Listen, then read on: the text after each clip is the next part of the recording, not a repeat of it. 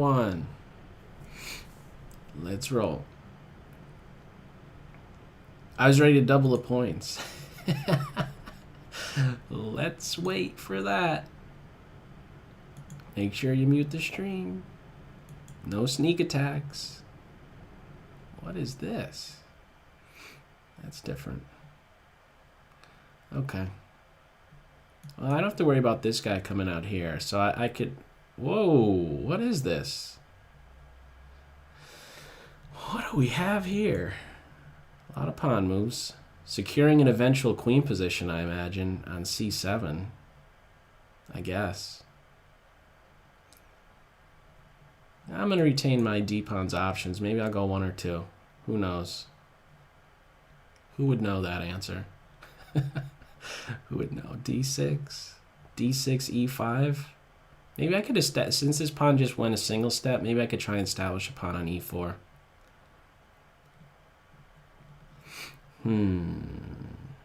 d6, e5... Or do I just say, you know what, you moved a bunch of pawns, I'm going to try and just open stuff up. No, I'm not going to do that. I'm going to go with e5. It might take a little bit more work or not. Okay, if d4 came, well then I'd have to be a bit more concerned. I could kick this knight away. What's keeping me from doing that? Maybe more pressure on the pawn. Whoa. Okay, so we could have a structural change. I think this is actually good for me. I think I strike at this pawn first and then throw in knight c6. And this is a good way to put pressure on these guys. So if this pawn ever moves, you know, there's some tactical vulnerabilities for either the knight or even the bishop. Once it plays to b2, it's unprotected. My bishop, I believe my bishop belongs on f5, but I might want to secure it with h5. But first things first, let me just put more pressure on this guy. This might have actually been a mistake.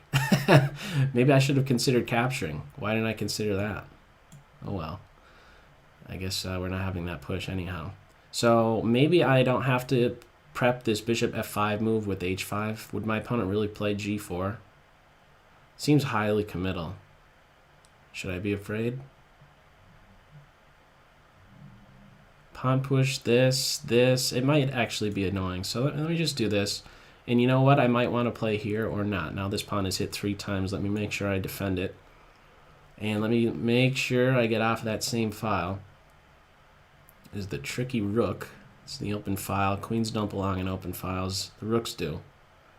I guess if the position is a bit more simplified, then you could say, all right, queen might want to go on an open file, but not here, I don't think.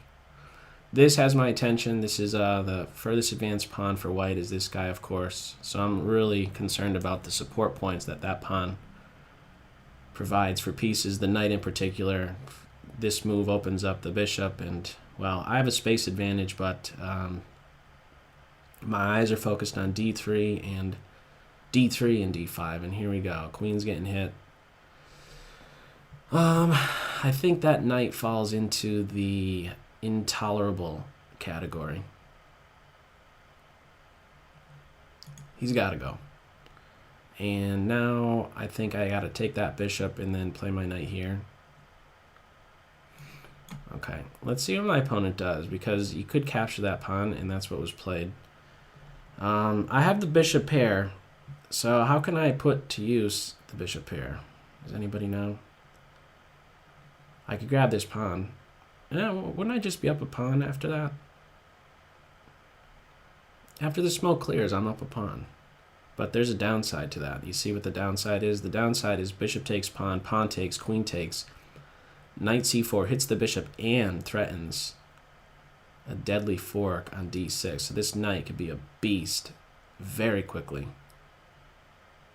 So what am I getting at? I'm getting at, let me go to this diagonal instead.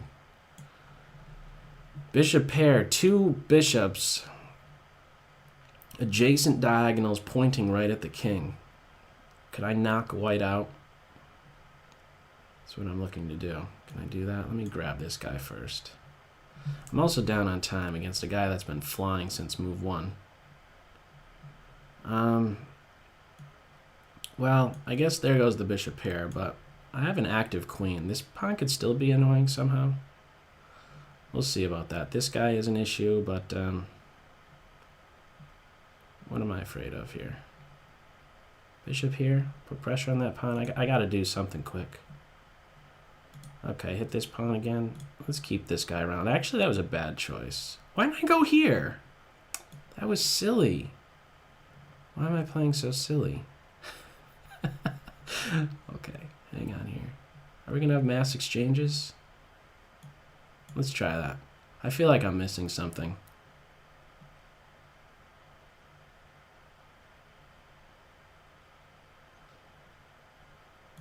Okay, I'm afraid. I'm definitely afraid here.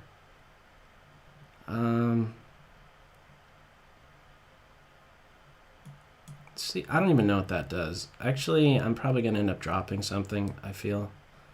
I feel like I'm going to be dropping something.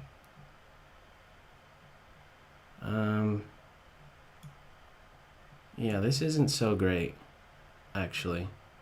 I have a minute, and I need to guard, like, too many things. I did this rook move so I could play rook c7 and be completely passive, because I have to be, because these guys are weak and this bishop is awesome. I don't know why I avoided the bishop exchange. Did I really think this guy was going to be in a better spot? All my base points are covered. My bishop's going to get kicked away. I could do this. Let me do that first. Maybe induce a weakness or something. So I really don't think I have anything. My opponent's saying, I see it in the side, that they're not good at endgames. Well, you have a minute and a half advantage. So oh man, that's been there for forever. Let me hit that resign button. Oh, that's so dead. Resign time.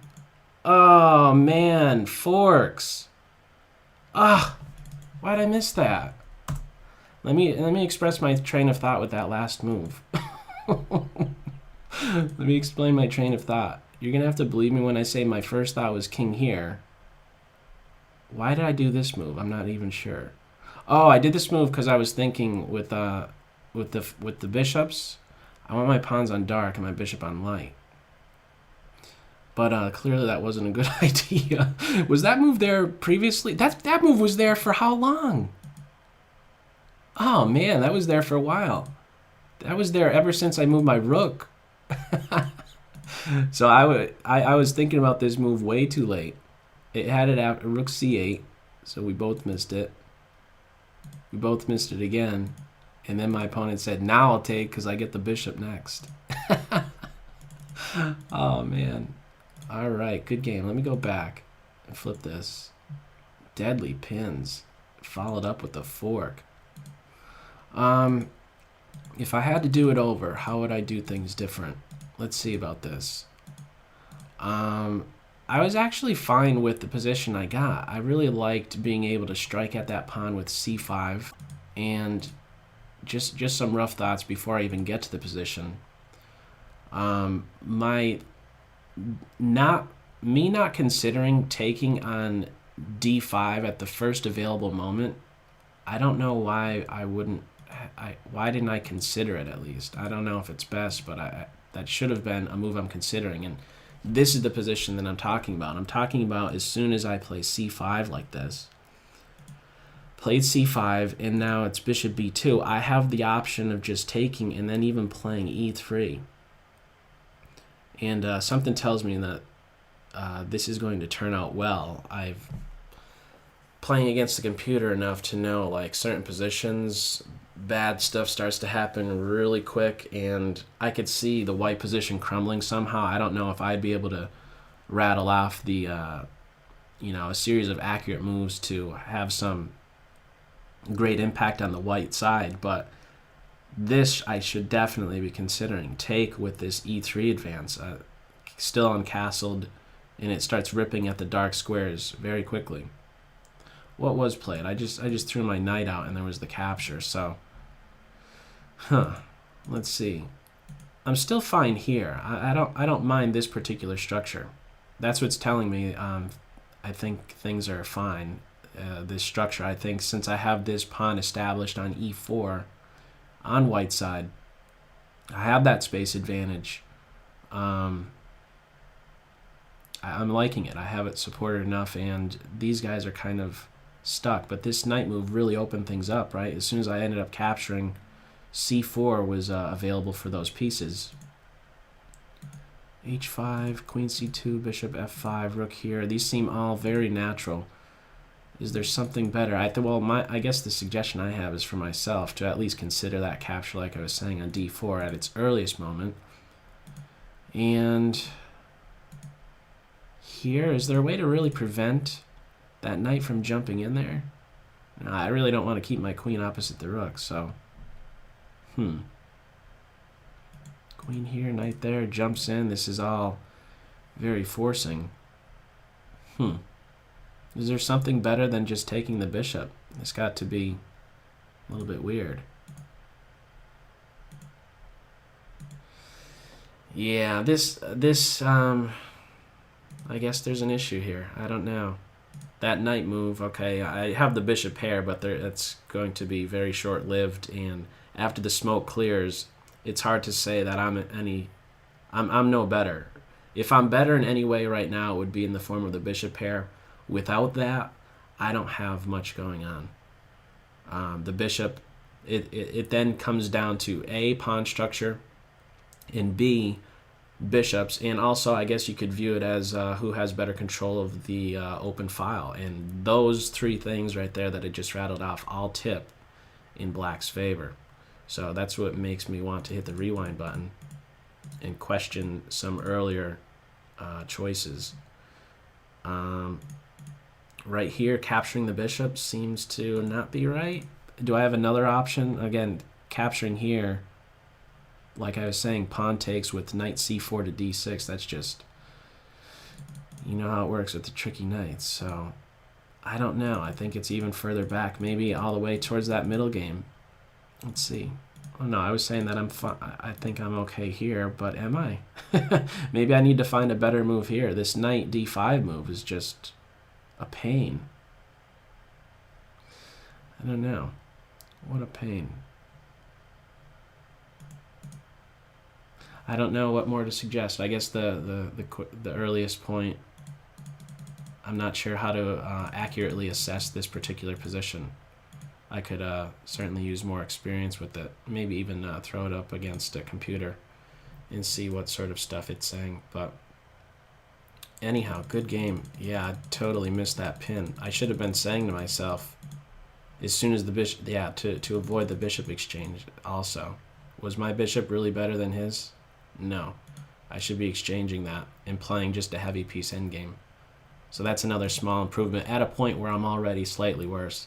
In a more simplified position, this pawn on e4, I think, is more of a liability than an asset. In the middle game, okay, maybe I could turn it into something that's more, but more simplified. The more simplified the position, maybe the more advanced pawn is a vulnerability.